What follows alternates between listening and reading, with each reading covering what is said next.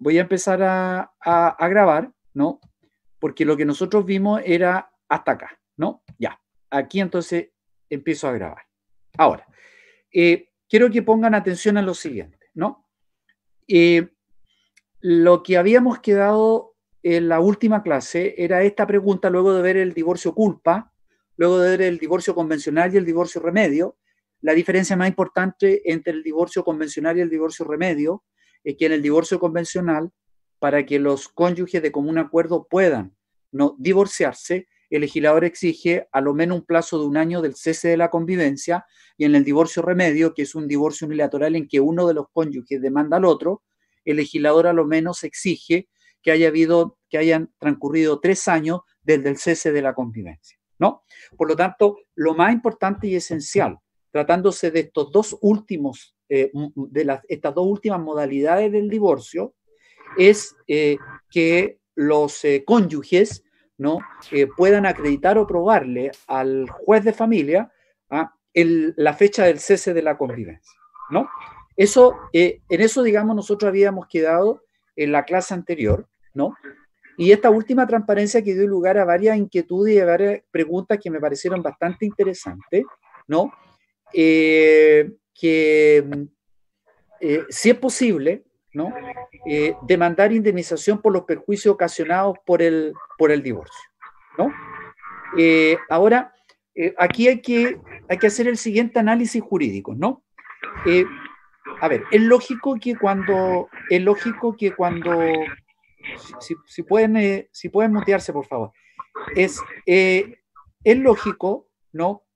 Concluir que tratándose de un divorcio convencional, es difícil que después un cónyuge demande o un ex cónyuge demande indemnización de perjuicio ocasionados por el divorcio, por el sentido que ambos estuvieron de acuerdo con divorciarse. Por tanto, sería un principio buena fe. O sea, mira, yo te doy la firma, pero después te demando. Como que no sería, digamos, procedente esa acción. Ahora, en un divorcio unilateral, ¿no? También es cuestionable si pudiésemos darle la posibilidad a uno de los cónyuges de que pueda demandar al otro por la indemnización de perjuicios ocasionados por el divorcio. Si bien es cierto que aquí hay una demanda entre uno contra otro, ¿no? La verdad es que simplemente esta tercera modalidad, que es el divorcio remedio, es que ya no existe un afecto amoroso, ya no existe una proyección de seguir en una comunidad de vida entre los cónyuges, y la verdad es que las relaciones no son irreconciliables. Por lo tanto, tampoco existe la posibilidad de una reconciliación entre los cónyuges. O sea, ya hemos pasado por todas las etapas, ¿de acuerdo? Y la verdad es que aquí simplemente un cónyuge demanda al otro porque simplemente perdió este afecto, ¿no? Y perdió el afecto, perdió la proyección de la comunidad de vida, y simplemente porque ya no quiere seguir viviendo bajo el mismo techo con el cónyuge. ¿De acuerdo? O bien viviendo con el mismo techo, pero no en camas separadas, ¿no? O en habitaciones separadas, ¿de acuerdo? Entonces también podría ser cuestionable de que un cónyuge demandara no solamente el divorcio, pero la indemnización de perjuicios, donde sí podría, digo, existir una posibilidad de que en algún momento la jurisprudencia cambie en su criterio, en el caso del divorcio culpa, porque obviamente ahí hay causales graves que pueden conllevar al divorcio, ¿de acuerdo? Y en ese sentido, por ejemplo, la legislación chilena y la argentina no dice nada respecto a esta materia, pero sí el artículo 351 del Código Civil peruano reconoce la procedencia y la indemnización al cónyuge que hubiese sufrido un grave daño. Y este concepto del grave daño que sea imputable al otro y que haga intolerable la vida en común se asimila o se asemeja, obviamente, al divorcio culpa, ¿no? Y bajo ese sentido, entonces, tal vez podría validarse una acción de indemnización. Sin embargo, la jurisprudencia en Chile ha sostenido en algunos fallos que sería improcedente porque nos encontramos en un ámbito peculiar en el cual no cabría aplicar los principios de la responsabilidad extracontractual. El ejemplo, se ha negado la demanda por daño moral por el adulterio civil. Esos son ejemplos que ustedes pueden encontrar en la jurisprudencia, ¿no? Donde se ha demandado el divorcio culpa, no ha habido una sentencia de separación previamente, ¿Mm? Y por lo tanto se ha demandado por el adulterio civil. Normalmente el adulterio que comete el marido, ¿no? Entonces la mujer demanda al marido el divorcio culposo por adulterio civil y además también, ¿no?, lo demanda, ¿no?, en subsidio, ¿ah?, por indemnización por daño y perjuicio. Entonces, cuando un juez de familia va a conocer de esta demanda de indemnización por daño y perjuicio, hay que ver, bueno, de dónde viene o de dónde nace esta obligación. Entonces, esta obligación nace, ¿ah?, del incumplimiento que se produce durante el matrimonio. Y por lo tanto, la jurisprudencia lo ha asociado el adulterio civil a un hecho puntual, a un hecho ilícito, un hecho que es contrario a la ley civil, y por lo tanto, desde esa perspectiva, entonces, la jurisprudencia ha dicho, bueno, pero para que se dé los presupuestos de la indemnización de perjuicio por responsabilidad civil extracontractual derivado de un hecho al cual estaba obligado uno de los cónyuges, obviamente que se deben dar los elementos de la indemnización de perjuicio por responsabilidad civil extracontractual, ¿no? Un dolo, una culpa, una acción, una omisión imputable a una persona, que hay una relación de causalidad. Entonces, y que hay un perjuicio, ¿no?, y una relación de causalidad entre la acción, omisión dolosa o culposa con los perjuicios causados. Entonces, la jurisprudencia, ¿cuál es el criterio que ha discurrido respecto a esta materia? La jurisprudencia, en definitiva, ha dicho, mire, ¿sabe qué? Acá procede, en este caso, que el más reiterativo que se puede encontrar en la jurisprudencia, la verdad es que no procede que se acoja a la demanda de indemnización de perjuicio, en este caso por daño moral más que daño material, debido a que ya la conducta per se, por sí, conlleva una sanción civil. ¿Cuál es el divorcio? Que el juez de familia decrete el divorcio. Y además, en el último capítulo de esta primera unidad, ¿no?, además también, si la víctima del adulterio, ¿no?, en este caso la mujer recibe una compensación económica, entonces tampoco se procedería que además recibiera una indemnización por daño y perjuicio. Entonces, la regla general, y digo la regla general, porque como ustedes saben, ¿no?, las sentencias que dictan los tribunales de justicia en las causas en que actualmente se pronunciaren tienen un efecto relativo, por tanto no tienen un efecto absoluto o erga omnes, de manera tal que en algún momento, de acuerdo a cómo esté compuesta, por ejemplo, la sala del tribunal colegiado que va a conocer de una apelación de un juez de familia que rechazó la demanda de indemnización de perjuicio, y si está compuesta ese día que se va a ver la causa por ministros o abogados integrantes que quieran acceder,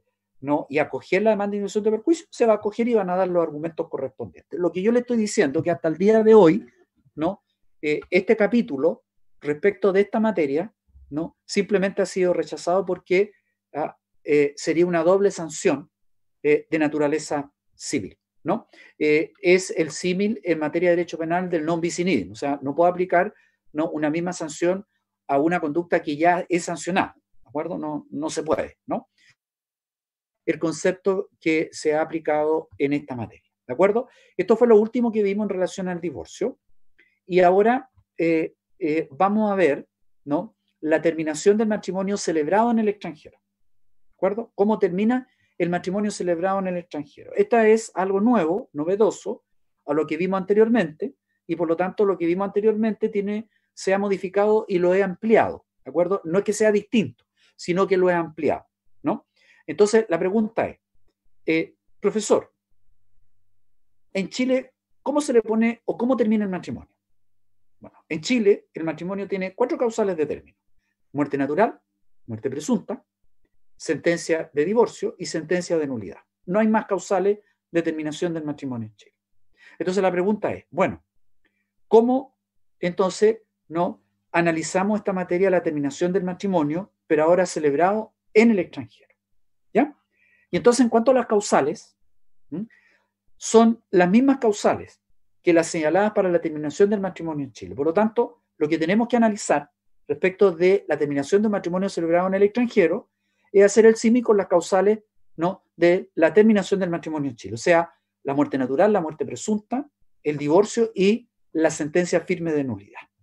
Ahora, en cuanto a la muerte real o presunta de uno de los cónyuges, la ley 19.947, que es la ley de matrimonio civil, no se refiere a esta causal de término del matrimonio. Por tanto, tenemos que regirnos por lo que regula el artículo 14 del Código Civil y el artículo 15, número 1 del Código Civil. Entonces, aquí tenemos que hacer una distinción, ¿no? Si el matrimonio es entre extranjeros,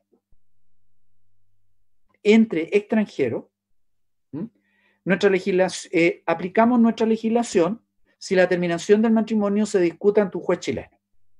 Esa es la primera regla. O sea, en el fondo, ¿no? Si dos chinos se casaron en China, ¿no? Y se vienen a vivir a Chile, y en Chile uno de ellos fallece y tiene inscrito el matrimonio en Chile, en el registro de matrimonio de extranjeros, y entonces si se produce una muerte real o una muerte presunta entre los cónyuges, entonces conocerá el juez chileno. Ahora, pero si de la muerte real o presunta de uno de los cónyuges de un matrimonio celebrado en el extranjero, si va a conocer un tribunal extranjero, o sea, si va a conocer el tribunal peruano, el tribunal canadiense, entonces, ¿no?, el tribunal extranjero aplicará su propia legislación y, por lo tanto, ¿no?, en Chile tendrá que aceptar la validez de la terminación del matrimonio, de acuerdo a las normas, ¿no?, del juez o de la legislación extranjera. Eso es una primera, digamos, ¿no?, hipótesis. Ahora, la segunda hipótesis en cuanto a la muerte real o presunta es que si uno de los cónyuges era chileno y el matrimonio se celebró en el extranjero. Vamos a dar el ejemplo, ¿no?, de un chileno que viaja al Tacna y se casa con una peruana en Tacna. Entonces, si el matrimonio termina, aquí entonces se aplica, ¿no?, porque uno de los cónyuges era de nacionalidad chilena, se aplicaría la legislación chilena por el artículo 15, número 1, que, como ustedes saben, habla y que se aplica en materia de extraterritorialidad de la ley civil chilena en el extranjero. ¿Respecto de qué? Respecto a los chilenos, lo refería a su estado civil, donde obviamente dentro del estado civil se incluye el matrimonio y su terminación. Por lo tanto, no se impone a un juez extranjero la legislación chilena, sino que tratándose de estas causales se le reconocerá efecto si se adecúan a nuestro ordenamiento jurídico. Por lo tanto, si en el Perú se produce el fallecimiento de un chileno que contrajo matrimonio con una mujer de nacionalidad peruana, entonces obviamente si se decreta el término del matrimonio por una muerte real o presunta, obviamente eso será aplicable en Chile, ¿ya? Eso en cuanto a la primera causal de la muerte real o presunta. Como ven ustedes, aquí en esta materia, ¿no?, son muy importantes los principios de derecho internacional privado que ustedes van a estudiar en quinto año. También existen tratados internacionales, el Código de Bustamante y otros más que regulan, ¿no es verdad?, estas materias y que obviamente ustedes lo van a complementar. Esto es lo esencial y lo básico, ¿ya? Entonces, está la primera causal de terminación, que es la muerte real o muerte presunta de uno de los cónyuges. Luego vamos a la segunda o a la tercera causal, que es el divorcio, ¿no? Y respecto del divorcio de un matrimonio celebrado en el extranjero, el artículo 83 parte por la regla general y dice que se rige por la ley aplicable al momento de interponerse la acción de divorcio. Por lo tanto, si los cónyuges se casaron en el extranjero, validaron su matrimonio en Chile, son extranjeros y viven en Chile, y aquí uno de ellos demanda, ¿no?, el divorcio en contra del otro, entonces se va a aplicar la ley chilena, ¿de acuerdo? Ahora, si los dos cónyuges se casaron en el extranjero, por ejemplo en el Perú, inician su acción o uno interpone acción de divorcio en contra del otro bajo la legislación peruana, entonces bajo la jurisdicción peruana, presentan la demanda de divorcio, entonces se regirá por la ley peruana, ¿no? Ahora, se le niega, el artículo 83 dice que se le niega el valor cuando haya sido declarado por sentencia judicial o se oponga al orden público chileno. Esa es la limitación que señala el artículo 83 de la Ley de Matrimonio Civil. Pero ahí está, y así lo señala y lo regula el artículo 83 de la Ley de Matrimonio Civil en relación al divorcio. Ahora, en cuanto a este segundo punto, que se le niega el valor cuando haya sido declarado por sentencia judicial y se oponga al orden público chileno, aquí también es importante resaltar, ¿no?, que en esta materia rigen los principios del derecho internacional privado y en cuanto a la aplicación de la sentencia. ¿De acuerdo? Por lo tanto, esta materia de divorcio tienen que ustedes complementarla, ¿no?, con el estudio que ustedes hagan, ¿no?, del derecho internacional privado y de los principios que ustedes estudien en esa asignatura que está, ¿no?, íntimamente ligada con esta materia. ¿Ok? En cuanto a esto, por ejemplo, se cita una jurisprudencia del profesor Javier Barrientos Grandón, que como ustedes saben fue uno de los primeros que escribió o empezó a escribir los libros cuando estaba en trámite el proyecto de divorcio, y que luego siguió escribiendo estos libros. Y él dice, en nuestro ordenamiento jurídico, un fallo de los tribunales, dice, en nuestro ordenamiento jurídico las disposiciones que regulan el estado civil de las personas son normas de orden público. Y por lo tanto las sentencias extranjeras que dispongan el divorcio deben decretarlo por las causales que puedan homologarse con aquellas que la legislación nacional acepta para justificar. Y eso es una fijación de un principio muy importante. Por lo tanto, si un tribunal extranjero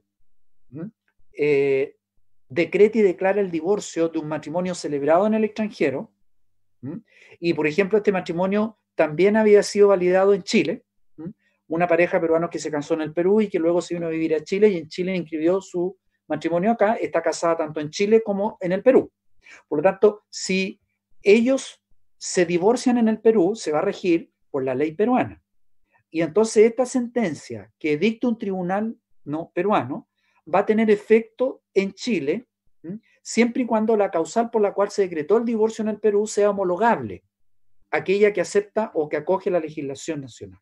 Si no es homologable, entonces esa sentencia no será aplicable en Chile. Eso es lo que quiere decir este profesor citando esta jurisprudencia que se mantiene válida hasta el día de hoy. Ahora, ¿en qué casos se priva del valor de la sentencia de divorcio extranjera en Chile? Y el artículo 83 establece 3 casos. Primero, cuando no ha sido declarado por resolución judicial, o sea, tiene que ser declarada por resolución judicial, en consecuencia no se aplicaría un divorcio de común acuerdo entre los cónyuges en el extranjero, tiene que haber una sentencia judicial. Segundo, cuando se oponga al orden público chileno, o sea, cuando la causal por la cual se decretó el divorcio en el extranjero no sea homologable a las causales por las cuales se puede decretar el divorcio en Chile, y cuando se ha obtenido con fraude a la ley. Esa es la tercera hipótesis. Por ejemplo, les puse ahí yo, para evitar que la persona domiciliada en Chile se vayan a divorciar al extranjero y para evitar las limitaciones que establezca la nueva ley, ¿no? O sea, me explico, ¿no? ¿Qué pasa si en el país extranjero se permite la celebración del matrimonio entre hermanos? Entonces, aquí en Chile hay hermanos que se quieren mucho, que se aman, que se viven como pareja, pero que en Chile obviamente tienen una prohibición de que no pueden celebrar matrimonio, y luego entonces se van al extranjero y celebran el matrimonio. Y en el extranjero, ¿no?, ellos se divorcian y luego presentan la sentencia de divorcio en Chile. No es válido, ni el matrimonio, ni menos el divorcio. O bien, uno de los cónyuges que le dio muerte al otro, con su amante se escapan y celebran el matrimonio en el extranjero. Entonces, también hay esa sentencia, ¿no? Y por lo tanto no puede casarse en Chile, pero sí puede casarse en el extranjero y luego divorciarse en el extranjero. Obviamente esa sentencia tampoco va a tener ningún efecto, ¿no?, en Chile, respecto porque se está cometiendo un fraude a la ley, ¿no? Ahora, una pregunta entonces, ¿no? Si estamos hablando del divorcio que ha sido si el legislador exige que el divorcio decretado en el extranjero primero tiene que haber sido declarado a través de sentencia judicial, ¿ya? Y por causas homologables a la legislación chilena. Entonces, ¿cómo deben reconocerse en Chile las sentencias de divorcio y nulidad de matrimonio dictadas por tribunales extranjeros? A través del sistema del exequatur, que se tramita ante la Corte Suprema y debe acompañarse una copia legalizada de la sentencia según el Código de Procedimiento Civil, ¿no? Entonces, esa es la importancia, ¿no?, respecto del divorcio. Veamos una jurisprudencia de la Corte Suprema reciente del año 2015. Dice: si la sentencia cuyo exequatur se pide no contraviene la ley de la República, ni tampoco se opone a la jurisdicción nacional, en la medida que significa la disolución del vínculo por una causal homologable a alguna de las previstas en el ordenamiento jurídico nacional, según la normativa actualmente vigente, concurre la exigencia del artículo 245 del Código de Procedimiento Civil y corresponde otorgar el exequatur.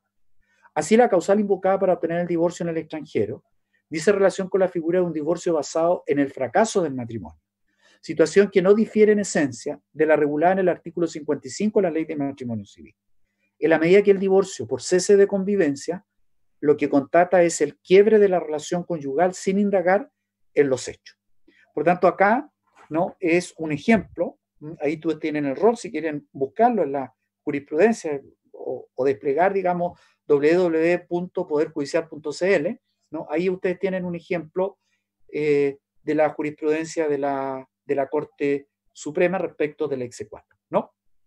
Y en tercer lugar, tenemos que referirnos finalmente en relación, ¿no?, a la terminación del matrimonio en el extranjero, en lo que se relaciona con la cuarta causal, que es la nulidad, ¿ya? Y esta causal está regulada en el artículo 80, ustedes la encuentran regulada en el artículo 80 de la Ley de Matrimonio Civil. Y el artículo 80 parte con una regla general y dice: los requisitos de forma y fondo del matrimonio serán lo que establezca la ley del lugar en su celebración. O sea, parte con la aplicación del principio locus regin apto, tanto en los requisitos de forma y de fondo. Por lo tanto, si dos chilenos viajan al Perú a celebrar el matrimonio, de acuerdo a la regla general, los requisitos de forma y de fondo del matrimonio serán aquellos que establece la ley peruana, que es la ley del lugar de su celebración. Esa es la regla general. Ahora, si dos extranjeros, o un chileno y un extranjero viviendo en Chile, viajan al Perú y celebran un matrimonio, se aplica exactamente lo mismo. O sea, tanto los requisitos de forma y de fondo del matrimonio será lo que establezca la ley del lugar de su celebración. Esa es la regla general que se deriva o se desprende del artículo 80 de la Ley de Matrimonio Civil. Sin embargo,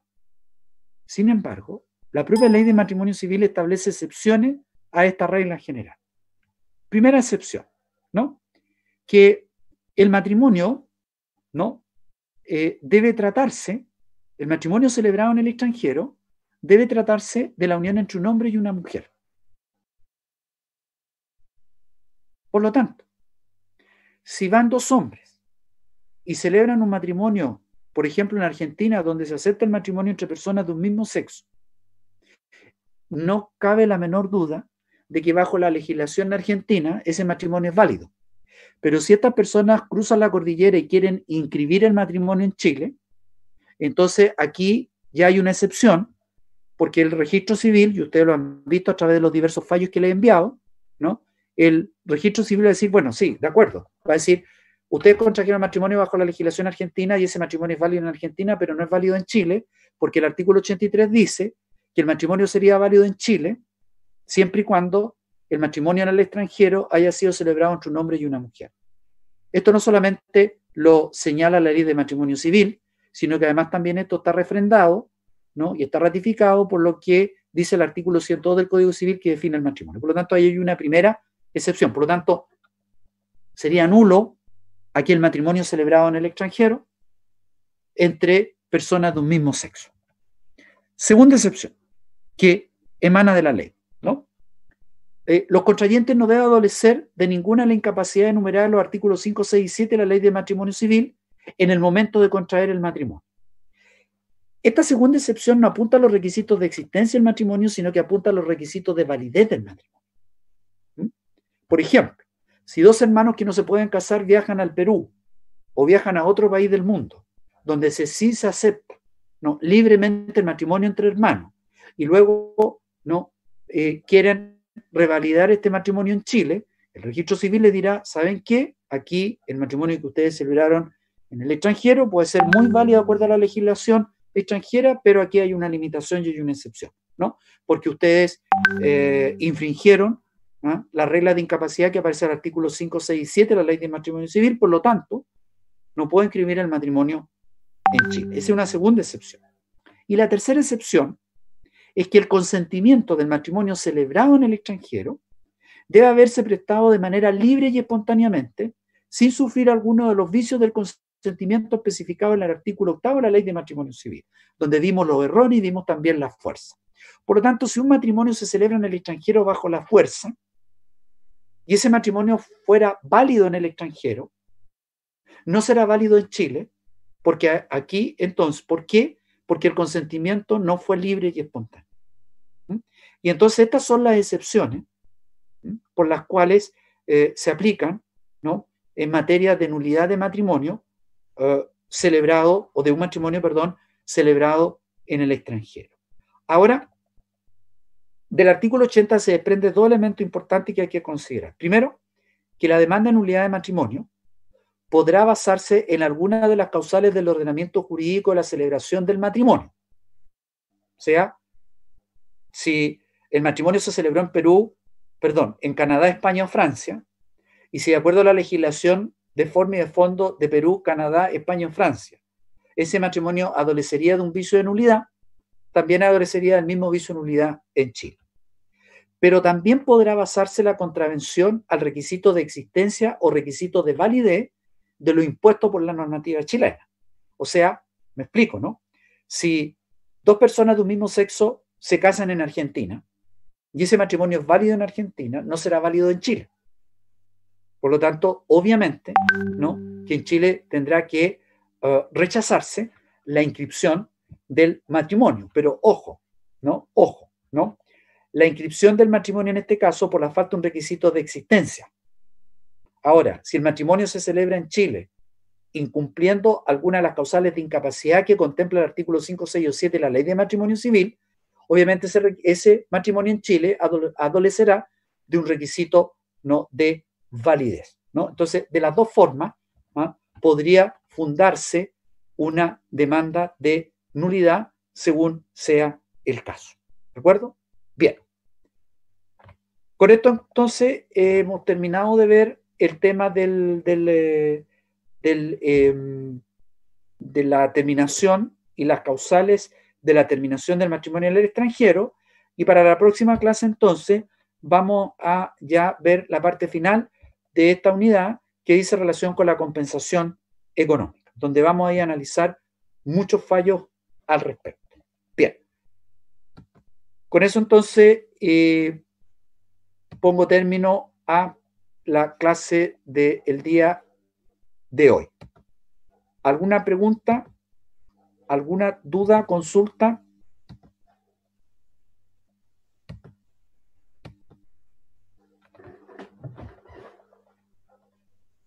Profe, ¿me podría Dígame. mostrar la diapositiva de las excepciones de la nulidad?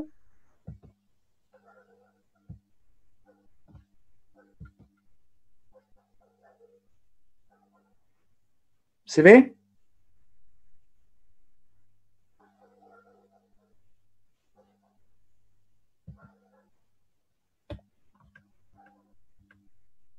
Ahí está. Ya, gracias. De nada. Bien, como ustedes saben, cualquier consulta, duda que le haya quedado, ¿no?, en clase, entonces ustedes no duden en hacer las consultas pertinentes, ¿no?, en la hora que tenemos presupuestado para eso y programado, que es, digamos, la clase del día de mañana. ¿Ok?